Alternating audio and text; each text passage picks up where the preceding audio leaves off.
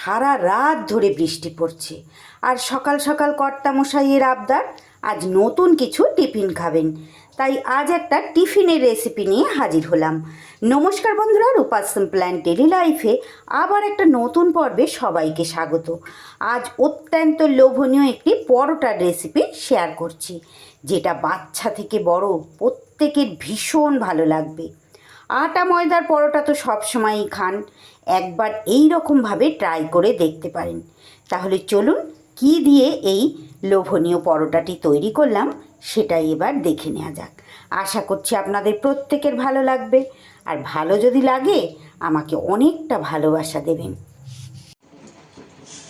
টিফিনের জন্য নিয়ে নিয়েছি এখানে আমি মেজারিং কাপের 1 কাপ সাবু।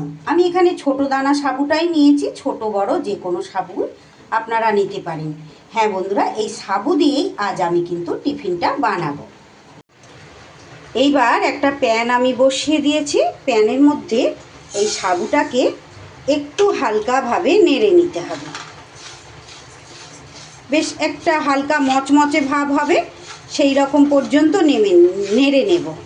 বাইরে কিন্তু প্রচুর বৃষ্টি হচ্ছে বন্ধুরা, শব্দ নিশ্চয়ই আপনারা পাচ্ছেন। তাই যদি একটু ভয়েসের প্রবলেম হয় প্লিজ ক্ষমাসুলভ দৃষ্টিতে দেখবেন। এইভাবে একটু সাবুটা নেড়ে নিয়ে ঠান্ডা করে এটাকে মিক্সিতে গুঁড়িয়ে নিতে হবে। সাবুটাকে একটু ঠান্ডা করে নিয়ে এই দেখুন মিক্সির বাটিতে আমি কিন্তু এইভাবে ঘুরিয়ে পাউডার তৈরি করে নিয়েছি। এইবার এটা একটু চেলে নিতে হবে। সাবুর যে মোটা অংশগুলো, দানা দানা অংশগুলো চেলে ওগুলোকে সরিয়ে দিতে হবে। দেখুন এইভাবে চেলে নিয়েছি, এইগুলো কিন্তু সরিয়ে রাখবো। এইবার এই সাবুর পাউডার থেকে অল্প পরিমাণ একটু পাউডার কিন্তু আমি আগে থেকে এখানে সরিয়ে রাখছি। এটা পরে কি কাজে লাগবে অবশ্যই সঙ্গে থাকুন, আপনারা দেখতে পাবেন। এইবার এই সাবু পাউডারের মধ্যে সবার প্রথমে দিয়ে দিচ্ছি দেখুন খুব সামান্য পরিমাণ একটু গোটা জিরে, আর তারই সাথে দিয়ে দেব খুব অল্প পরিমাণ একটু জোয়ান। এটা একটু হাতে করে এইভাবে ডলে নিয়ে দিয়ে দিচ্ছি যাতে সুন্দর করে ফ্লেভারটা আসে।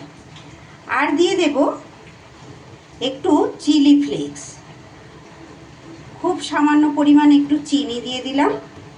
দিয়ে দিচ্ছি পরিমাণ মতো নুন, আর দিয়ে দিচ্ছি এখানে 1 চামচের মতো রাইস ব্র্যান অয়েল। এবার দেব বন্ধুরা একটা মাঝারি সাইজের সিদ্ধ আলু। আমার এখানে মেজারিং কাপের 1 কাপ সাবু মানে এটা কিন্তু ওজনে 200 গ্রাম সাবু আছে। আপনারা আপনাদের প্রয়োজন মতো এটা কিন্তু বাড়িয়ে কমিয়ে নিতে পারেন। আর এই 200 গ্রাম সাবুর জন্য আমি এখানে একটা সিদ্ধ আলু কিন্তু এইভাবে গ্রেট করে দিয়ে দিচ্ছি। সাবু যদি কম বেশি পরিমাণ হয় সেই আন্দাজে কিন্তু আলুটাও কম বেশি করে নেবেন। আমার চ্যানেলে এই ধরনের নিত্য নতুন রেসিপি পেতে যে সকল বন্ধুরা এখনও পর্যন্ত আমার চ্যানেলটি সাবস্ক্রাইব করেনি তাদের কাছে অনুরোধ, আমার আজকের রেসিপিটি যদি আপনাদের ভালো লেগে যায় তাহলে আমার চ্যানেলটি সাবস্ক্রাইব করে আমার পাশে থেকে যাবেন। আর পাশে থাকা বেল আইকনটা অল করে রাখতে কিন্তু ভুলবেন না, যাতে প্রত্যেক দিন ভিডিও আপলোড করার সাথে সাথে সবার আগে আপনাদের কাছে নোটিফিকেশান পৌঁছে যায়। আমি কিন্তু প্রত্যেক দিন এই রকম বিভিন্ন ধরনের রেসিপিগুলো শেয়ার করে থাকি। আশা করছি আপনাদের ভালো লাগবে। আর যে সকল বন্ধুরা অলরেডি এই কাজটা করে দিয়েছেন আমার পুরনো বন্ধুরা, তাদেরকে জানাই অসংখ্য ধন্যবাদ, অনেক অনেক ভালোবাসা। সবার প্রথমে জল না দিয়ে খুব ভালো করে সব উপকরণ আগে ভালো করে এরকম চটকে চটকে মেখে নিতে হবে। তারপরে যতটুকু প্রয়োজন জল দেব। খুব সহজ আর খুব সুস্বাদু একটা রেসিপি বন্ধুরা, সঙ্গে থাকুন, দেখলে আপনারা বুঝতে পারবেন। এক আধ দিন তো বিশেষ কোনো ছুটির দিন বা এইরকম বৃষ্টির দিনে বাড়ির লোক আবদার করতেই পারে, তাই না? আর তারা আবদার করলে তো আমরা ফেলতে পারি না। সব সময় তো রুটি আমরা খেয়েই থাকি প্রত্যেক দিন, মাঝে মধ্যে এক একদিন কিন্তু এই রকম খাবার খেতে সবারই ভালো লাগে। এইবার খুব অল্প পরিমাণ জল আমি এরকম হাতে করে নিয়ে ছড়িয়ে কিন্তু মাখবো। একেবারে একদমই একসাথে বেশি জল দেয়া যাবে না। সুন্দর করে বেশ একটা ডো কিন্তু তৈরি করে নিতে হবে। অল্প অল্প করে জল দিয়ে দেখুন সুন্দর মতো করে একটা ডো কিন্তু আমার তৈরি হয়ে গেল। এইবার এটা আমি দেখে নিশ্চয়ই বুঝতে পারছেন ঠিক এই রকম। এবার এটা আমি 5-10 মিনিটের জন্য এটাকে সেট হওয়ার জন্য রেখে দিচ্ছি ঢাকা দিয়ে। 10 মিনিট পর এইবার এগুলো থেকে ছোট ছোট করে এইভাবে নেচি কেটে নেব। সকালে ব্রেকফাস্টের সময় তাড়া থাকলে এটা ব্রেকফাস্টে যদি বানাতে প্রবলেম হয়, রাতের ডিনারেও কিন্তু এটা এক দিন বানিয়ে নিতে পারেন। খুব মজা করে আনন্দ করে খুশি মনে সবাই খাবে। এইভাবে প্রত্যেক কটায় আমি হাতের সাহায্যে যেই রকম আমরা রুটি পরোটার নেচি কাটি সেই রকম সাইজেরই কিন্তু করে নিচ্ছি।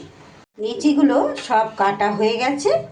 এইবার যে সাবুর পাউডারটা তুলে রেখেছিলাম সেইটা অল্প একটু নিয়ে নিলাম, নিয়ে এবার একটা একটা নেচি বেলে নিতে হবে। যেহেতু সাবুর তৈরি এটা, ধারগুলো তো ফাটবেই। এইভাবে গোল গোল করে বেলে নেব।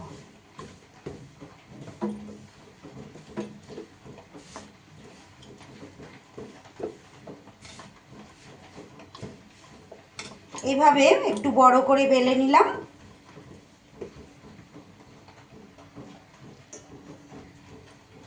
এইবার একটা এরকম টিফিন বক্স নিয়ে নিয়েছি, ওইটার মাপে এইভাবে একটু গোল করে কেটে নেব। নিয়ে এই যে দেখুন, খুব মোটাও হবে না, খুব পাতলাও হবে না, এই রকমভাবে সবগুলোকে বেলে নিতে হবে। এইভাবে সবগুলো এক এক করে সুন্দর করে আমি কিন্তু দেখুন বেলে নিয়েছি। আপনারা চাইলে কিন্তু এর থেকে আরও একটু ছোট করে ডিপ ফ্রাইও করতে পারেন, কিংবা আর একটু বড় বড়ও করতে পারেন। এইবার গ্যাসে আমি বসিয়ে দিয়েছি প্যান গরম হয়ে গেলে এইবার শুকনো অবস্থায় একটু এপিট ওপিট করে সেঁকে নিতে হবে। এতক্ষণ পর্যন্ত ধৈর্য ধরে যে সকল বন্ধুরা আমার সঙ্গে রয়েছেন, ভালোবেসে আমার রেসিপিটি দেখছেন, তাদেরকে জানাই অসংখ্য ধন্যবাদ আর অনেক অনেক ভালোবাসা। আর নতুন পুরনো সব বন্ধুদের জন্য অনেক অনেক শুভকামনা। এইবার এপিট ওপিট করে সুন্দর করে কিন্তু সেঁকে নিতে হবে। আমার আজকের এই রেসিপিটি যদি আপনাদের ভালো লাগে, প্লিজ বন্ধুরা একটা লাইক করে দেবেন, আর ভিডিওর শেষে ছোট্ট একটা কমেন্ট করে জানিয়ে যেতে কিন্তু ভুলবেন না। আপনাদের একটা লাইক আর একটা কমেন্ট প্রত্যেক দিন নতুন নতুন ভিডিও তৈরি করতে অনেক উৎসাহ যোগায়, আর আমার ভিডিওটাকেও কিন্তু অনেক মানুষের কাছে পৌঁছে দেয়। তাই আপনাদের কাছে অনুরোধ, প্লিজ বন্ধুরা একটা লাইক আর কমেন্ট কিন্তু রেখে যাবেন। দেখুন এপিট ওপিট উল্টে কি সুন্দর টোপা হয়ে ফুলে যাচ্ছে। এইবার অল্প অল্প তেল দিয়ে সুন্দর করে বেশ লাল লাল করে মুচমুচে করে ভেজে নিতে হবে।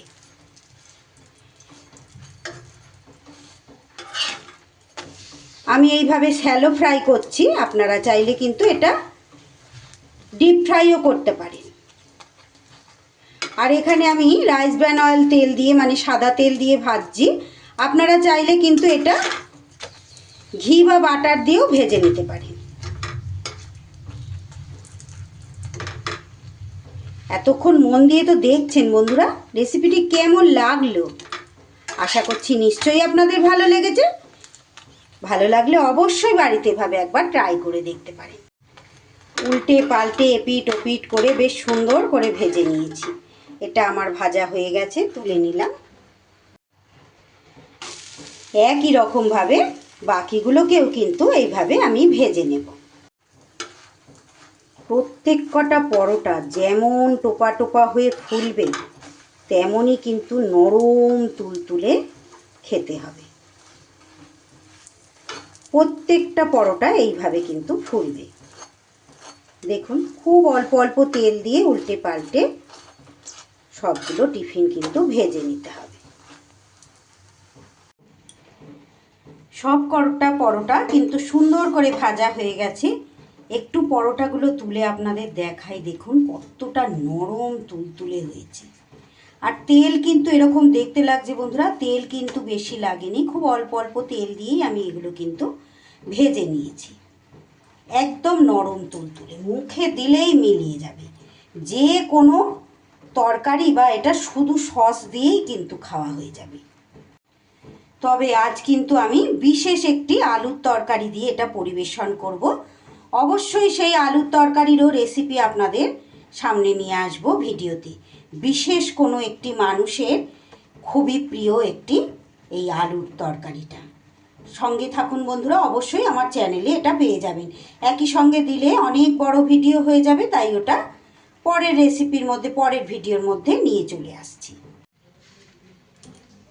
এবারেই সেই আলুর কোরমা দিয়ে কিন্তু পরিবেশন করে দিলাম।